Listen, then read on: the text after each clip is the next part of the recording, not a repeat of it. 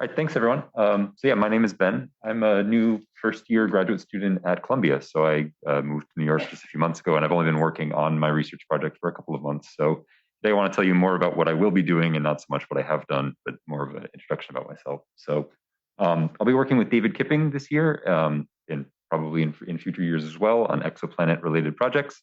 I'm interested in exomoon detection and detection of other specific phenomena within exoplanetary systems, things like rings or planetary oblateness, stuff like that. Broadly, all under the umbrella of population synthesis and forward modeling. I'm also interested in planetary astronomy. My background so far is in planetary science, so also interested in stuff within the solar system, but no current plans to go back to that yet. Yeah, so for this first year, I'm going to be working on a project to create a plan for a survey to specifically target exomoons. So we have all of these awesome surveys that were designed and were successful at detecting transiting exoplanets, but none of those surveys revealed any type of moon that we would recognize as something similar within our solar system. And the reason for that is just the sensitivity of these surveys. Missions like Kepler and TESS don't have just sufficient photon collecting area to detect the transit of a small companion of one of these planets. So the idea is doing population synthesis and rigorously tracking all of the uncertainties in our current measurements of these planets, injecting different moon populations to figure out what we could possibly see with a facility like Hubble or James Webb, something like that. So the idea is coming up with a list of what would be the most promising things to target with some kind of large telescope facility in the future. So yeah, these are all fake results, but this is what we've been coming up with so far of things. We're talking on the order of maybe a couple dozen planets could possibly host moons that we could reasonably detect under most circumstances with a larger observing facility. So not much to actually show on that yet, but that's what I will be working on the next couple months. As largely a non sequitur, but related to this project, I have done one thing so far, which is I've rewritten the Python package Forecaster, which David and a former student, Jingjing Chen, released several years ago. If you've used this package, it has to do with converting masses to radii in absence of information. This is largely the same model. The model has not been refit, but the whole internals of the package have been rewritten to make it faster and just a couple of more user tweaks. So if you use Forecaster, check out the new version on GitHub. Thank you.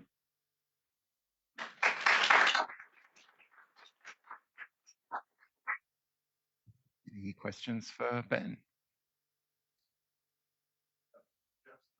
Do you use the seat mic? No, on the right there. Some people suggested that moons have been detected because of their sodium potassium signatures. Is that right? I wouldn't know.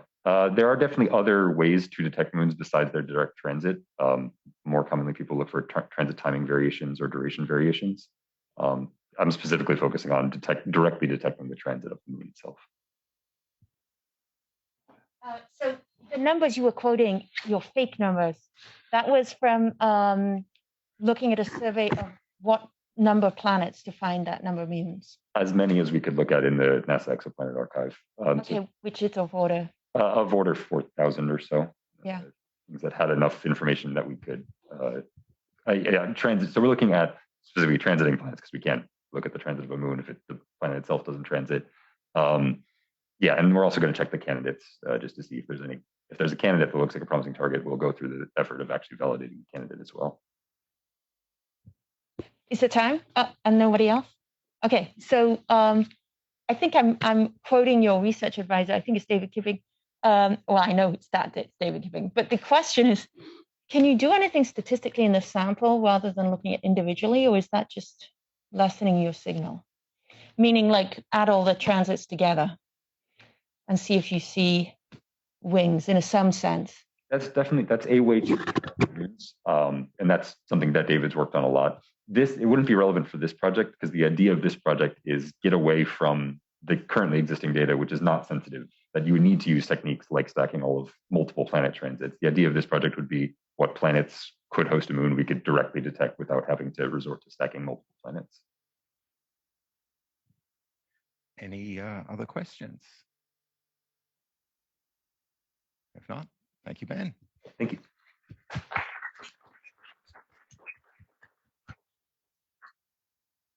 And next we have Stadia. I was told I could demask for speaking for clarity. So I'm Stacia Cook. I'm a lecturer at Columbia University and a research associate at the American Museum of Natural History.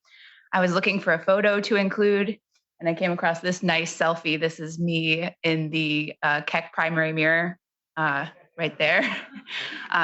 Here's not as cool one, but at least you can see my face.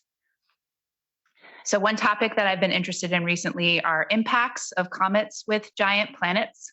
Impacts are both interesting and important, but also annoying. So let me tell you briefly why.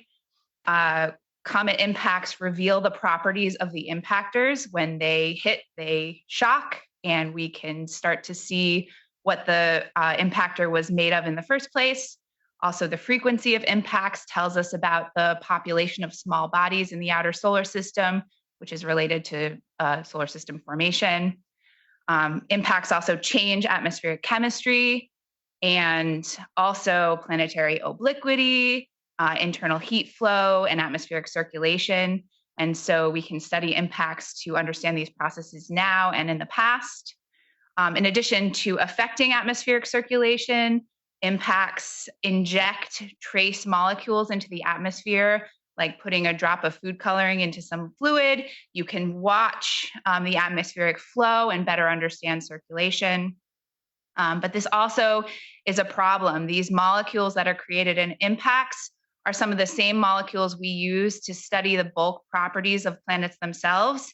And so it's really important, but also really difficult to disentangle the molecules that have been injected by impactors from the planet's innate composition. Here's an example of an impact. This happened in 2009 with Jupiter. And the most interesting part about this impact was that it occurred at all. In 1994, the impact of Comet Shoemaker-Levy 9 with Jupiter was considered a once-in-a-lifetime event. And so after this impact, we had to revise our understanding of both impact rates and the population of small bodies in the outer solar system upwards. Because Jupiter's a giant planet and it doesn't have a surface, this really nifty impact scar you can see here didn't last long, but while it was there, it provided a really neat atmospheric perturbation experiment, and we learned about properties of the atmosphere. This particular impact injected dark particles into the upper atmosphere, but also dredged up ammonia from the deeper interior. Unfortunately, for other giant planets, they present smaller targets for impacts, and they also are farther away and therefore more difficult to study. So we don't have such direct impact evidence as we do for Jupiter. But we do see evidence for prior impacts on these other giant planets like Uranus, Neptune, and Saturn. So what you're seeing here, this really weird absorption/emission line, is carbon monoxide, which is one of the main products of shock chemistry with impacts. And so we think that this is evidence that there has been a fairly recent large impact on Neptune. And by recent, I mean in the last few hundred years. So one of the projects I'm working on now is to study the details of the CO distribution on Neptune right now and compare it with detailed photochemical models of an impact over time to better understand the likelihood that there was a large impact in the first place, and also disentangle CO from impacts from the planet's innate composition. And another project that I'm working on now is to seek out observations of CO and another impact tracer, HCN, to look for evidence of recent impacts on Uranus as well. And so what we hope is that these projects will allow us to extrapolate the picture we have from Jupiter's impacts to a better understanding of the interactions between small bodies and giant planets throughout the outer solar system. Thanks.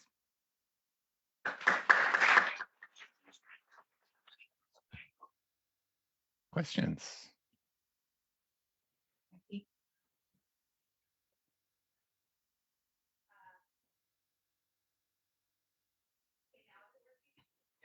I can right. hear you. You can hear me? Okay. So Stacia, for the comet hits, have you thought about how big of a hit one of these objects could be, where it could change enough of the like global parameters of the objects that you could change, say, the photometric color?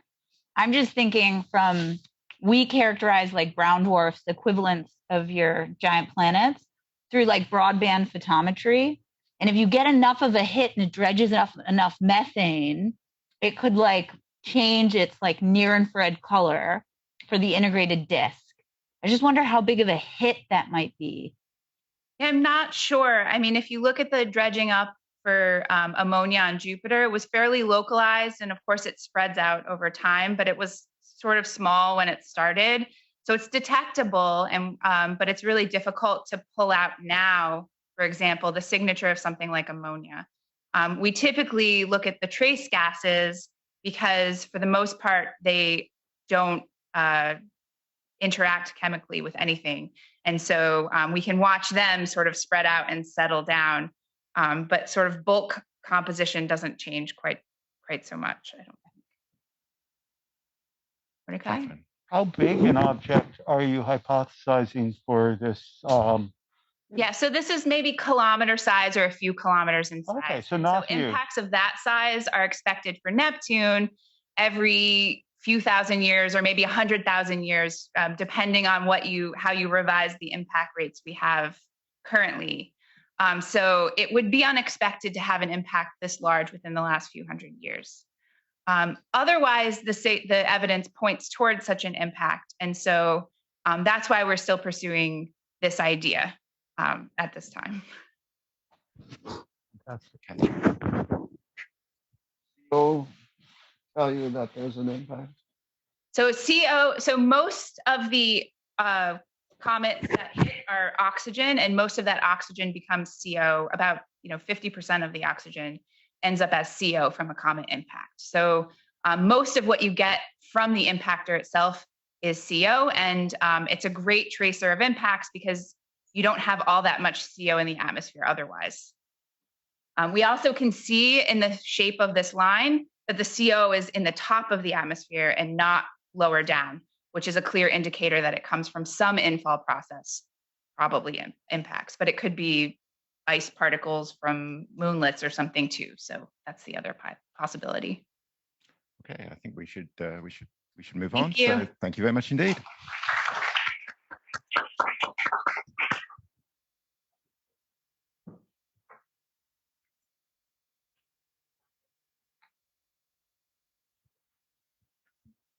Okay, and next up we have Daniela. Hey everyone, thanks for having me here. So my name is Danielle Gordell Haglufi. I'm a postdoc at AMNH, and I guess this is the first time that I'm in a planet session, so it's very exciting for me. Should I just go forward with this? Okay. So thanks, Stacia, for the talk. I'm gonna talk a little bit about how, I guess, following on this idea about how, in the same way that dynamical processes shape the architecture of planetary system, we could backtrack those. We could backtrack the orbital architecture of a planetary system in order to understand those processes. So here I present to you 14Her.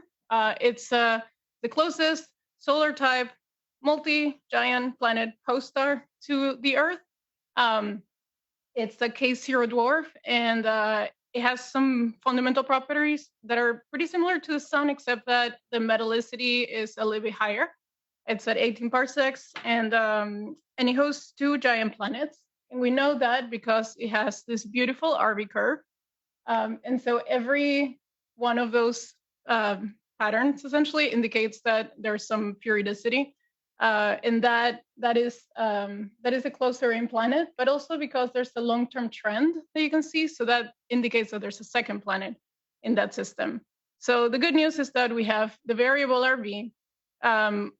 It also happens that this star is part of a select number of stars that have different proper motions measured between Gaia in 2015 and Hipparcos in the 90s. So the difference between those two proper motions is about 31 sigma. It's very different. It's not due to instrumental, like to systematics or anything like that. It's actually there is a perturbation on that motion, and that is caused due to this giant planet. But unfortunately, we don't have a direct imaging constraint, and we'll see later why not. So the good news is that we have a variable RV and this Gaia Hipparcos acceleration, and that those two, with those two pieces of data, we can actually reconstruct the whole architecture of the planetary system. And so this is what we find. We have two massive giant planets in the system, B and C. So the mass of the parameters of the B planet were already known from the literature. It's the one that's closest. We had several epochs of several orbits already of the RV. The parameters for the C planet were harder to find because our 20 years of high-res data only covers about 15% of the whole period. And so we have a B planet. The B planet has a mass of like 9 Jupiter masses. It is located at 2.8 AUs from the star. It's very eccentric, 0.4 of eccentricity, and it has an inclination of about 32 degrees. The C planet is 7 Jupiter masses. It's a little bit less massive, but somewhat within, kind of similar. It is 27 AUs, so much further away, 0.64 eccentricity, and it has an inclination of 101. And so if you think about this with respect to the solar system, the B planet is it is 9 times as massive as Jupiter, and it's sitting right around where you would find the asteroid belt. And then the C planet, 7 times as massive as Jupiter, and it's somewhat around the orbit of Neptune. So it kind of feels really crowded. But the difference is that the inclinations, these planets are not on the same plane.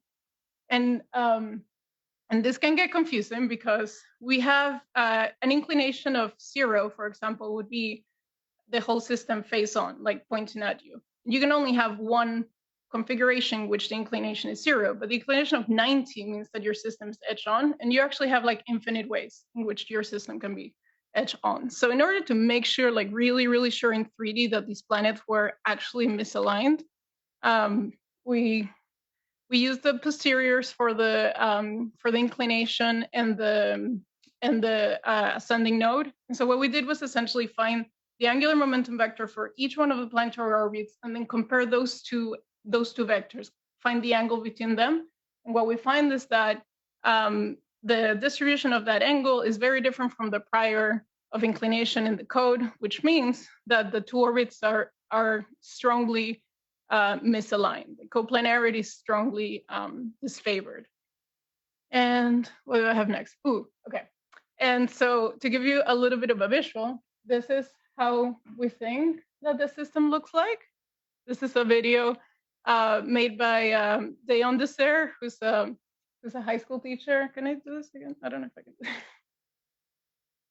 Yes. He's a high school teacher that is collaborating with us at BD NYC, and Jackie Arity also helped with this, and this is done with open space.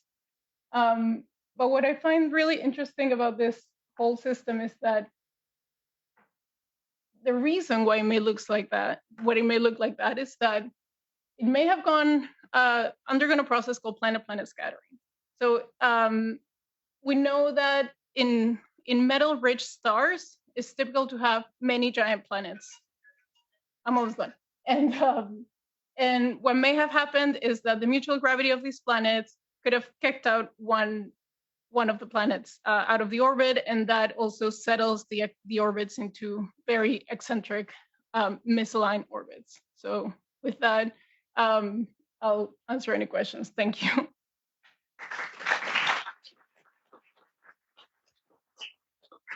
It's time for one quick question, I think. Yeah.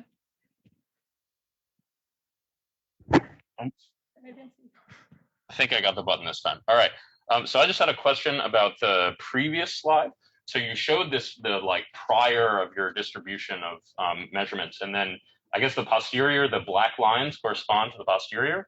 So it looked like those, like the mean of that was very similar, but that implied that the planets were like at 90-degree angles to one another. Can you just say a little bit how, like, I would think that the prior would be that the planets would be perfectly aligned, not misaligned. So I Right. think So that has to do with the orientation with respect to the sky. So it is much more likely that you have an edge-on system because you can have infinite orientations with respect to the plane of the sky, whereas it is a lot less likely to have a pole-on, face-on inclination. So the fact that it's like pole-on means that it's the inclination of 0. That's why it's very unlikely in general to have any system that has an inclination of 0. So this may be confusing. I come from binary stars, and we define inclination in the opposite way. But so I found this a little confusing. But the takeaway of this plot is that wherever the prior is different from posterior, that means that posterior is well constrained. And so between like 60 and 120 is kind of like a mirror image from the prior, but like essentially between 0 and 60, we know that the posterior does not look like the prior. And what that means in the end is that the mutual inclination is likely to be essentially 60 or more. okay. So this is like a sky projected angle, or is this a mutual inclination between the two planets? This is the mutual. This is the mutual inclination between the two planets. Okay. But and the prior is also on that. Between the two orbits. And the prior is. It's also not a sky projected angle. It's prior on the actual distribution of the planets. Yes. Yeah. Yeah. The prior, yes, because we calculated these angles from combining the inclination and the ascending node and the longitude of ascending node. It gives you the 3D angle of the orbit. Okay. I need to think a little bit more about angles and distributions. This was the hardest part. Okay. Thank you. Thank you very much. That was it's a fascinating system, that one. We could talk a long time. Thank you.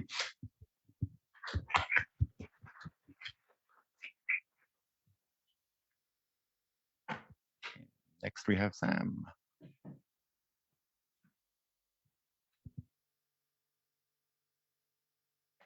guess I could have walked up here to ask that question, but that's okay. All right. So yeah, hi everyone. For those of you who don't know me, I'm Sam Grunbla. I'm a postdoc at the American Museum of Natural History and a visiting scholar here at the CCA. And I work largely on planetary archaeology, or trying to study planets that are orbiting evolved or giant stars using a variety of different methods. So when I first started my postdoc, we didn't actually know about a whole lot of these planets transiting giant stars. And so the green dots on this plot are everything that we knew of when I started here in New York. But since then, we've done really well thanks to TESS. So TESS launched in 2018. And since then, I've been leading a search to try and detect these giants transiting giants in the TESS data and then follow them up with ground-based facilities like radial velocity facilities in order to measure things like the masses, the radii, the densities of these planets, and try and figure out what's going on with them. And so I can say that our TESS survey has been super successful. So all of the stars that you see on this plot are from TESS, and all of the colored stars, so the red and purple stars, are ones that were discovered by our search. So we've been really, really successful. We've been more successful at finding these planets than any other search in the TESS data. And we've actually been able to confirm some of these planets now by getting RVs from the Keck telescope, Keck High Res in Hawaii. And so the 4 big stars that are on this plot are now all 4 confirmed planets that have either been submitted or accepted for publication. And all of the purple stars are ones that we're currently following up. So we're hoping that we can get some pretty exciting results out of those pretty soon that I'll talk about in just a second.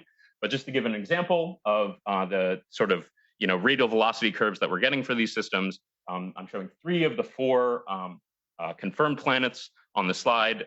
They all have really nice radial velocity curves, and so we're able to, like I said, measure the masses and the radii, and then get densities for those planets and try and figure out maybe how these planets have evolved over time. And we've already found some potentially pretty interesting things. Oh, this does not look as good. Anyway, it has the important stuff. So this is just a plot of planet radius versus incident flux relative to the Earth, where anything that's basically past that dotted or that dashed vertical line is where we expect planets to become inflated. That essentially hot Jupiter radius is correlated with the incident flux on these planets. And so the color bar is corresponding to the planet mass as well. And so what we found is that if we look at all the planets that we knew of that were around evolved stars before TESS, those are the planets in squares. And then the new planets that were found by our TESS survey are highlighted with stars here, whereas the ones that have been submitted for publication are actually labeled with TOI numbers. And so what we found is that if you look at any individual incident flux bin, the planets that are around evolved stars seem to lie below the median for the planet radius in any given bin. And so what that's telling us is that these planets around evolved stars might actually be underinflated relative to planets around main sequence stars. And so this could tell us a whole bunch of things, but most generally, it's probably telling us that there could be different mechanisms at play that are inflating both main sequence and these post-main sequence systems, or that the different timescales involved are resulting in these different distributions of planet radii. So I'm really excited to dig into that a little bit further, see if we can figure out how these planets got to where they are on this diagram. And in addition, these planets can also tell us a lot about things like planetary system formation and some of the stuff that Danielle was actually just talking about. So here I've just borrowed a schematic of planet eccentricity versus semi-major axis, where basically in the upper left-hand corner, these are orbits where the planet actually intersects the surface of the star, so the planet won't survive. In the slightly less yellow region, that's where the planet doesn't actually hit the star, but it's close enough to get tidally disrupted. But then in this red region, you can actually get tidal migration, where planets move from these high eccentricity orbits at long distances to circularizing on shorter orbits as things like hot Jupiters. And if we go and take the planets that we knew of before TESS and put them on this plot, you can see that they kind of all fall here. So they might follow this line of planet-planet scattering, showing that that there might have been more dynamical evolution in these systems. And now that the way we're seeing them is that there are these systems that show this sort of potential evidence of planetary interaction. And now if we add the TESS planets to this plot, you can see that they continue to sort of follow this line of planet-planet scattering. Let me first say that there are other ways that you could end up getting this sort of distribution of planets. So this is still active area of research, but I'm really excited to see what more we can learn and what we can figure out by studying these planets transiting giants. Thanks very much.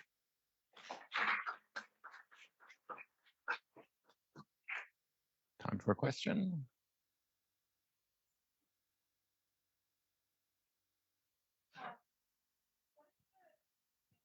Okay. This is a really interesting plot. I hadn't actually seen it before. What is the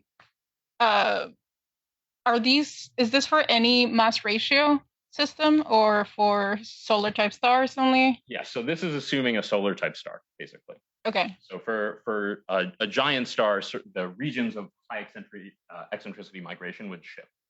And that depends on the stellar mass as well. Right. Okay. Thank you. Okay, thank you.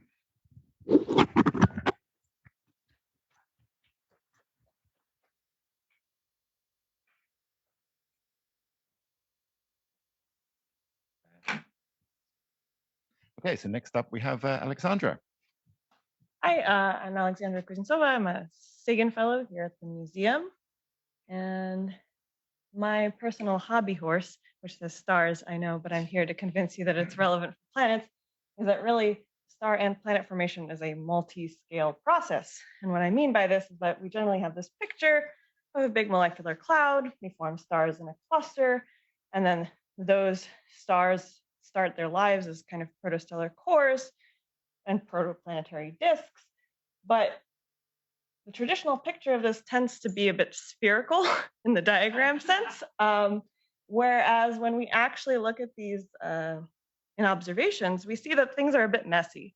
And so on multiple scales, you can see that there's this new popular word that we use. We like to use substructure, which means that generally things are a little bit more heterogeneous, non-spherical, and you'll also notice that this is a huge dynamic range, but a lot of what I've worked on in the past has been sort of this to show that actually the huge dynamic range matters. When you're forming stars in these big cluster simulations, they're accreting from very large distances. The star forming environment plays kind of very important and pivotal role in the development of these planet forming systems.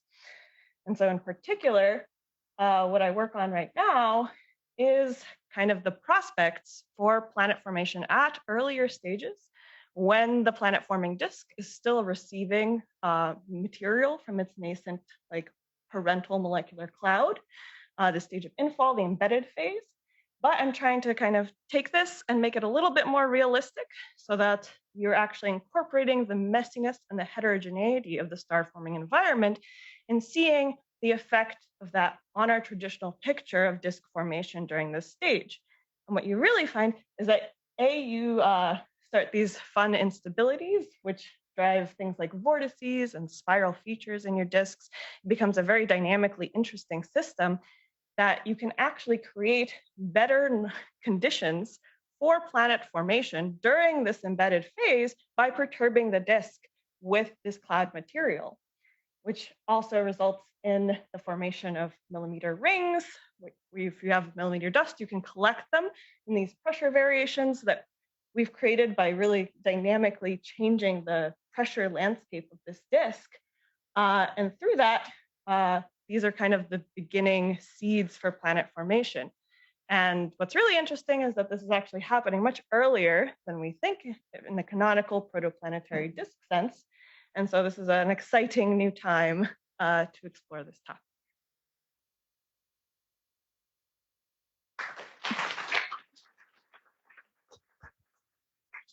Questions?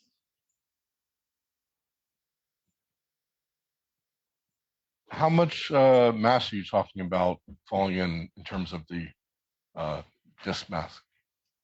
So mass is about 0.07 solar masses around a 1 solar mass star. And so this episode of infall would be about 20% of that disk mass. Catherine. This happens during the embedded phase, right? So it's not observable. Actually, now people are making more observations with ALMA during this phase, so we can actually image the streaming and falling structures, and people are working on separating out the disk emission from the envelope emission in lots of clever different ways. But it is true, I don't work in this field, but it is true there has been a problem for a while that planets form too fast. Is that right? Right way of saying well, I think in the planetary phase, there's a tendency for planets to form and then be jettisoned into the star, and that's been a big issue. But with this kind of new phenomenon where we're looking at kind of changing the pressure profile of disks, where you have bumps that can trap the dust, and thus maybe even larger bodies, you kind of could circumvent that problem if you're able to perturb these systems. Okay, thank you very much, Alexandra.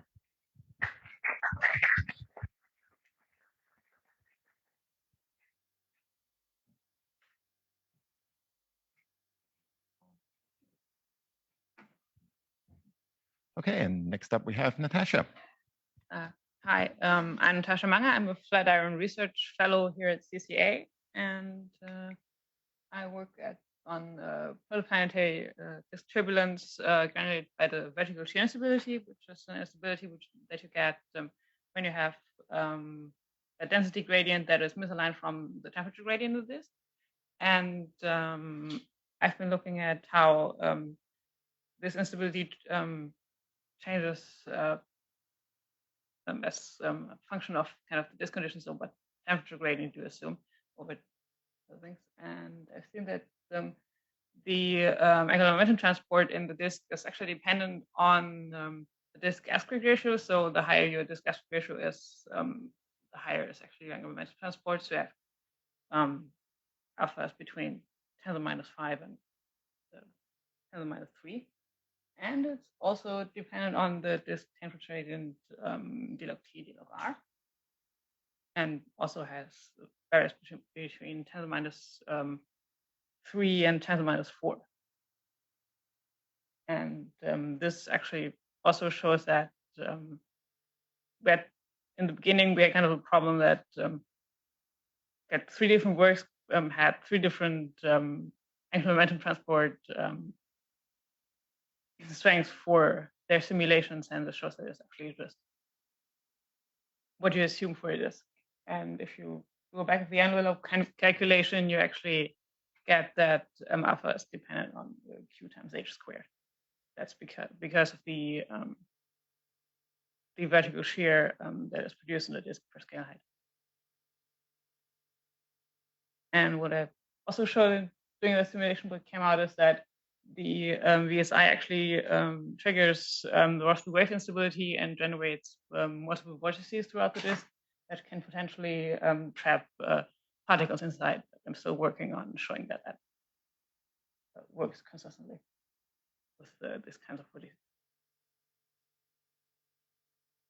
And what I'm also interested in is how all this large-scale turbulence actually affects how the particles cluster on the really small scales that are important for the actual growth of the particles. And I've been working on this is looking at how in driven turbulence the dust to gas ratio that you assume in the disk changes how your particles cluster, and you can see that for when your stopping time is actually larger than your smallest eddy turnover time scale, is that higher dust to gas ratio actually favors your clustering of your particles, while if it's smaller, it actually slightly disfavors your the clustering, so you get less clustering for really, really small particles. And generally, for the velocities with which particles would collide, it's actually that for all those numbers I looked at, is that higher dust to gas ratio is actually favorable for your collision velocity. So your collision velocity is smaller, so you have actually a higher probability that you stay instead of shatter.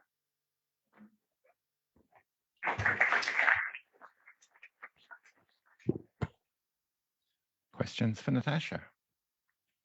Mordecai. How does this result compare to classical now results like Ormel's kernel for the Smoluchowski equation? Is this consistent, inconsistent, somewhere in between? We still work on that. That is not a clear. Ask me maybe in a year or a half a year.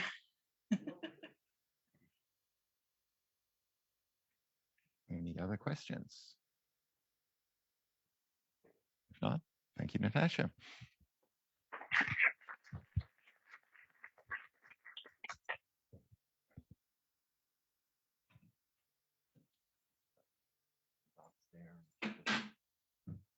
Okay, next we have Joshua.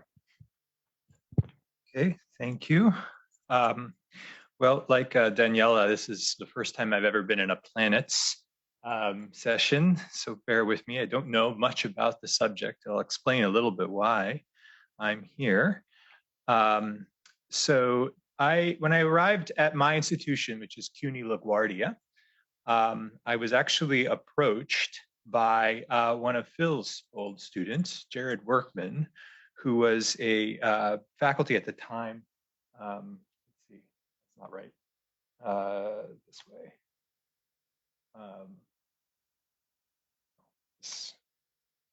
Well, faculty at the time here at Grand Junction, Colorado. And he had found a telescope farm nearby. These things exist in many parts of the world where they will essentially allow people to rent space in fairly good sites. And often it's done to encourage astrophotography. But this particular group wanted to encourage some academic astronomy as well. And since I'm an observer and Jared was not, he brought me on board. Subsequently, he has left the field, but I remain, and we now have a nice partnership with this observatory who has built for us the telescope in this little dome that's dedicated to, they call it science, so it's the Science Dome. And what we try to do is encourage students to basically do all the observations. And so the current students that are working on this are listed here, and you can see there's a blank for additional ones. If you'd like to add some, I'd love to see more students. But right now we're all from CUNY, but there's no particular reason we all have to be from CUNY. And it's fantastic because it's essentially a remotely operated telescope that you can use here in New York. There's a 2-hour time difference, so be prepared to stay up till 9 in the morning. But it's quite a nice experience. The undergraduate students, right when they first start out, can start doing their own observing programs, which is wonderful. And the reason I'm in the planets section is because that seems to be what everybody wants to look at. So that's what we look at. We look at follow-ups for transits. Here's a little bit about our vital statistics. This is the telescope itself looking towards the slit in that dome. And there's some pretty fun things that you can do with this. It's all photometry for the time being. There's some talk of putting a spectroscope on there, but for something this size, I haven't quite come up with the use case for a spectrometer here, but photometry, fantastic. Follow-ups for transits seems to be a pretty good thing to do. And I'll just show a little bit about how a typical observing run will go for one of our students. So we do like to use this nice website up here, which is run by Eric Jensen from Swarthmore, who has worked with follow-ups for transits for years and years. And it's a fantastic little piece of software where you just put in the night and where you are. And it tells you, this is the transit you probably are interested in. So this was actually a transit that Danielle, who's the student in the back, who's my student right now, observed on Tuesday night, all night. Of course, it's a 12-hour transit, so we didn't get the ingress, but I think we got the egress, right? We got the egress. And we're joining a group out of JPL run by Robert Zellum, who has written this beautiful data reduction code called Exotic. I encourage you to check it out if you are into this sort of thing. This is a thing I stole shamelessly from Daniel's poster, who he's presenting some of his first work on this using that data reduction code. And of course, you are at the whim of the weather and the conditions for the sky. So I pulled out my favorite sky condition. You can see that, well, as of this was from last night, tonight doesn't look so great, but tomorrow night looks pretty good, perhaps. So if you're interested, contact me. Maybe you can do some observing tomorrow night in Colorado. So I just wanted to introduce that and give a little bit of an advertisement, and happy to take questions.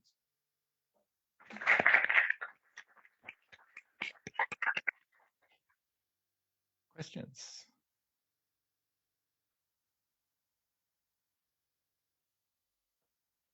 Hi. What are other uses? What do other people use the farm for?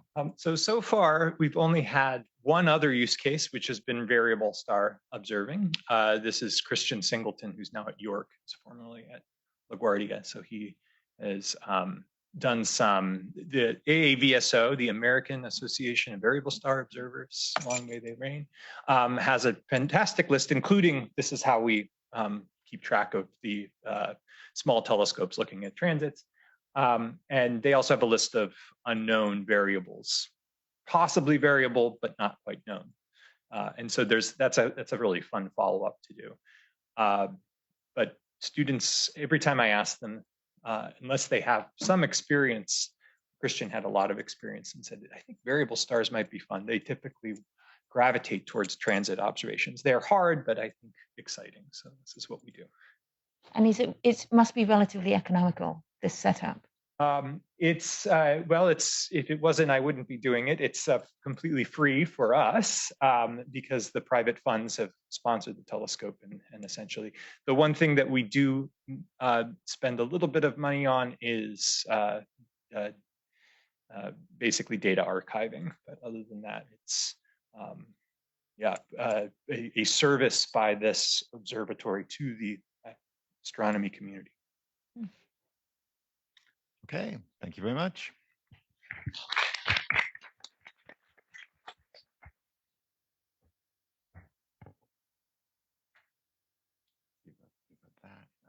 This will actually be like on the screen there. Oh, cool.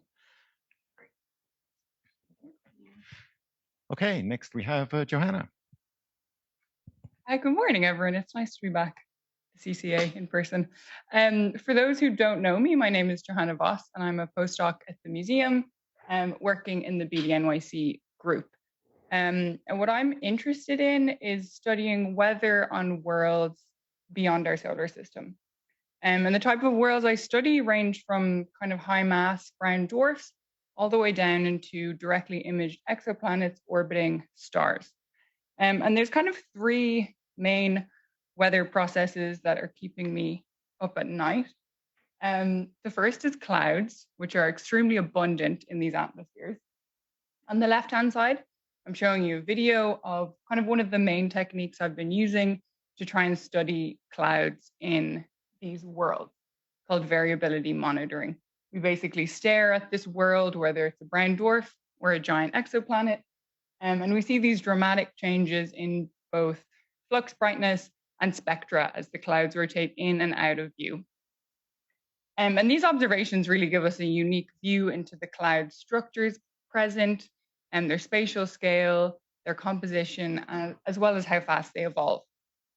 On the right-hand side, I'm showing you a little diagram of a HST program I have coming up that I'm super excited about. And we have HST and Keck observations of a directly imaged planetary mass companion orbiting a young K0 star. And this combination of observations is going to allow us to trace the clouds moving across the surface over time, and also actually measure the spin axis alignment between the planetary mass companion and its primary. So what inclination angle are they both at relative to each other? And the second phenomenon that I think a lot about is Aurora. On the left-hand side, I'm showing you Jupiter and the radio signal coming from its auroral activity. And this same process occurs on brown dwarfs. And we've detected it on a lot of brown dwarfs. But it's kind of a lot more souped up, so much stronger magnetic fields. We detect it on brown dwarfs by looking for these circularly polarized pulses of radio emission, if you look at it with the VLA. One project I'm excited about is a joint HST and VLA program that's going to allow us to reveal the signatures of Aurora in the infrared for the first time in a sample of brown dwarfs. This is important because with JWST launching very soon, we're going to be getting lots of images and spectra of directly imaged exoplanets in the infrared. So we really need to know if Aurora are affecting our observations there. Finally, the last weather process that keeps me up at night are winds. Last year, some collaborators and I developed a new technique to measure the zonal wind speed in the atmospheres of brown dwarfs and giant planets. We identified a brown dwarf that exhibits both cloudy variability and these auroral pulses I was talking about. And actually using a technique first developed for Jupiter, we were able to measure the wind speed on a brown dwarf for the first time. I don't have time to explain how that works, but if anybody wants to know, I can tell you later. The number we came up with was about 650 meters per second. So the wind is blowing pretty fast. But the thing I'm really excited about is that this is a brand new technique. It can be applied to a sample of brown dwarfs right now. And we're in the process of doing that. But very soon, once we're detecting auroral pulses on directly imaged exoplanets, we're going to be able to use this exact same technique on those and measure wind speeds on bona fide exoplanets. And that's everything. I'm happy to take your questions.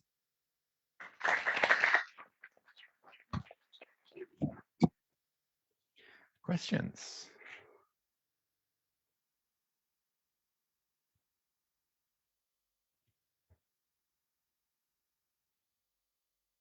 So what properties can you infer about the planets from studying their weather? Like by studying winds or the clouds, like, can you infer something about how the planet forms, or like the history of the planet? Yeah, so I generally I'm kind of more focused on looking at like what's going on instantaneously in the exoplanet or brown dwarf. But yeah, I think there are definitely ties to formation. And for instance, with the cloud project I showed you at the start, we're able to, if a brown dwarf or an exoplanet has clouds on its surface, you can measure its rotation period, then you can measure its inclination angle with respect to the primary, and that can give you clues on formation. Did it form like a brown dwarf or did it form more like a planet? So there are kind of clues to formation on the way. And we also think there are probably clues on formation kind of hidden in the composition of these clouds, or just the composition, the abundance of gases in the atmosphere. We haven't quite found the telltale signature of formation in there yet, but I think we will soon. Can you say something about the magnetic field strength of those brown dwarfs that have the aurora?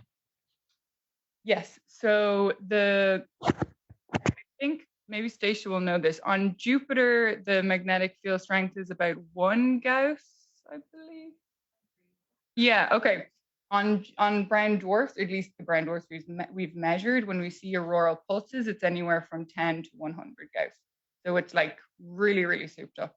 There could be kind of much lower magnetic field strengths, but we just haven't detected it yet.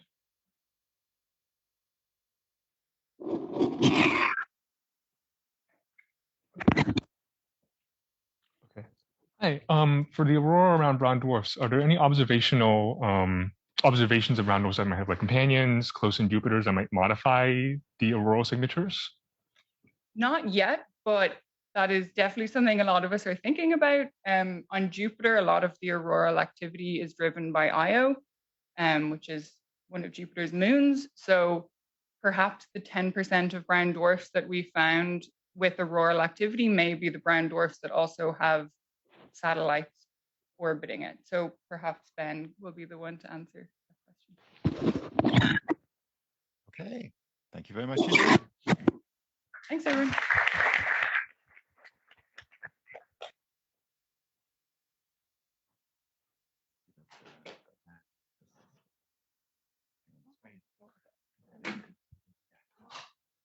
Okay, and I think the last speaker of the session is Lily.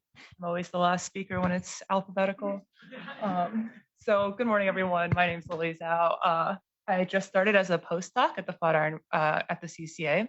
And my shtick, so to speak, is making improvements in both instrumentation and methodology for improving radial velocity measurements for exoplanet detection and characterization. And so the field I work with is humbly called extreme precision radial velocity. And the idea is that we want to be able to make RV measurements at the level of about 10 to 30 centimeters per second, which is the precision you need to detect an Earth-like planet around a sun-like star. And so if we can achieve that, we can find a lot more Earth-like planets, which are currently missing from the surveys. We can get mass measurements from them and get a better understanding of what low mass planets look like, whether there's a mass radius relationship that can be better constrained. You can also find more planets that are missing in multi-planet systems. So you get a more complete dynamical picture of the system that helps with planet formation, simulations, any migration theories and things like that. And so throughout my time, sorry about the resolution. But I've really worked in a lot of different areas of EPRVs, mainly with the spectrograph that I pictured here called EXPRESS, the Extreme Precision Spectrograph. It's an optical spectrograph that we designed to be fairly high resolution, so it has a median resolving power of about 137,000 and an instrument stability currently of 4 to 7 centimeters per second. And so when I was a graduate student working with this team, I worked on both like the optical design. And so if there's anyone who's out there who's interested about how spectrographs work or stabilizing techniques, any sort of systematics you might expect from the instrument that you're using or the data that you collect, or any sort of like observing strategy questions. So we're currently running a 100 Earth survey with Express, which required a lot of target selection and planning like the cadence that you'd need to be able to run this blind survey and try and find the Earth-like planets we're looking for. I'd be happy to discuss any of that. I also worked on writing the analysis pipeline for this spectrograph. My current favorite thing about pipelines is wavelength calibration. So if you're a wavelength calibration enthusiast, please be friends with me. There's not that many of us. But also, like, once we have the RVs, how should we process it? What sort of periodograms or other signal detection methods can you use to see if you have a true periodic signal from an orbiting planet, and which follows into, now that we're right on this edge of like what is possible to be detected, what's the sort of like decision-making tree that you should follow to make sure that you truly have a planet detection and it's not just noise from the star or something like that. Which leads to the third thing that I've been working on, which is this idea of stellar signals. And so variation on the surface of a star, the different activity that a star will do, it currently persists as the largest error in RV measurements, because while the star is orbiting the center of mass being pulled by a planet, the surface of the star itself is also moving. And this will add a lot of noise to your RV measurements that are either random or even quasi-periodic and can often be mistaken for a periodic planet signal. And so I'm working with a lot of people in the community trying to understand best methods for either mitigating this effect or disentangling them, so you know what's from the planet and what's from the star. I'm currently here working on a regression approach that's kind of a discriminative approximation to Doppler imaging the full surface of the star. And that's something that we would eventually want to work towards, especially with some local expertise like Rodrigo Luger's starry method and things like that. And so the way that I've been approaching stellar signals is I organized this Express Stellar Signals project, or the ESSP. And so this was a community-wide effort in which I talked to a lot of experts in the field that all had their like own methods that their group had been working on to mitigate stellar signals. So we had 11 different teams for a total of 40 participants all across these different institutions that tested a total of 21 different methods on Express data that we provided for them. And so in this way, they could test the methods that they had on next generation spectrograph that would be indicative in what we would be using to detect Earths. And we could have this like apples to apples comparison because they're doing it on the same data. And so doing that, we could kind of see like where the field was, what sort of progress is being made, and what sort of things still has to be done. And so that paper is currently in the longest refereeing process ever. But I'm excited also that I will soon be rebranding, I think, to the Extreme Stellar Signals Project, because the yellow points now mark different instruments that have come online since Express. So we have Express in Arizona and NUIT that has also come up. We have the HARP South and Espresso spectrographs in South America, and HARPS North over in the Canary Islands. And so I'm talking with all these instrument teams to try and get data from different instruments so we can both isolate the instrument systematics, have better time coverage, a lot of the things. Many of these instruments have solar telescopes as well. And so there's solar data that we can compare with that we know, not that we know that there's no planets around the sun, but that we can remove them. And that the rest of the signals will be stellar signals. And so I'm very excited about this ability to like combine and collaborate with different instrument teams and these different experts around the world to determine the best ways to mitigate what is currently the largest problem in EPRVs. And so if anyone's interested in EPRVs, data pipelines, stellar signals, find me, we'll chat. I live here now. So thank you for your attention, and I'm happy to take any questions.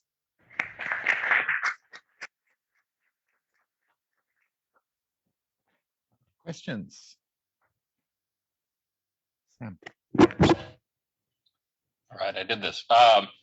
Thanks, Lily. That was great. I was just wondering if you have talked at all to some of the teams that are trying to do like continuous like observations from the ground. So, for example, like the Song team, where they're trying to account for sort of the rotation of the Earth when they're doing follow-up. Is that something that you can account for as part of the Extreme Stellar Signals project? Is that something that you guys are looking into?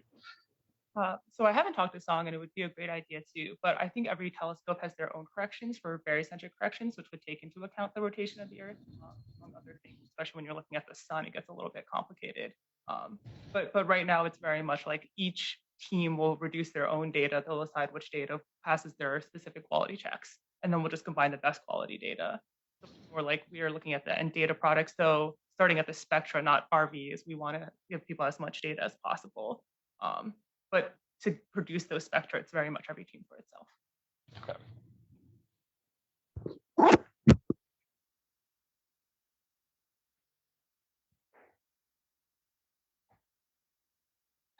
Yeah, so I would love to hear more about your adventures in wavelength calibration. Can you give us a hint as to what your thoughts are and what the best way to do that might be? I would love to. And so my primary work in wavelength calibration was making this code package that we called, or this algorithm called Excalibur. And so the idea behind Excalibur is that it's both a hierarchical and non-parametric way of doing wavelength calibration. So typically what you do is you take one calibration image, you get kind of a picture of what your instrument looked like then, and you try to map it to the closest science observation you want. And so Excalibur changes that a little bit in that you use all of the calibration data you've ever taken, and by doing some sort of dimensionality reduction. And so we just use TCA as one of like the simple first approaches to kind of construct the space in which your instrument does vary, which is marked by how the calibration images will appear differently through all the observations you take. And then all you have to do to calibrate an image is figure out what state your instrument was in at that time. You can then generate artificial calibration information and use that to calibrate your spectrograph. And so in the EPRV world, we've also developed new wavelength calibration. So we used to do thorium argons, which had a very unregular and like kind of a blurred out spectrum. And now we have a laser frequency comb, which will give rise to a set of emission lines that are very regular and very dense and very precise. And so that density also allows us to move beyond before people would typically fit a polynomial of degree that they just kept rising until they got uncomfortable with it. But now because we have all these densities, we really can allow more flexibility in that model and move to a non-parametric model, like a simple cubic spline that maybe has some sort of restriction on monotonicity, because that's what you'd expect from the optics. And so you can do that to actually correct for more of the sort of like bespoke features in your detector or things like that. So is this available for the community to use? You have a GitHub that I can access, or can you get on the spectrograph line of AstroPi or something like that? So I do have a GitHub, and I'd be happy to share it with you. So I'll reach out, because after I made this code called Excalibur, I've started noticing how many things are named Excalibur, and so I'll send you the link.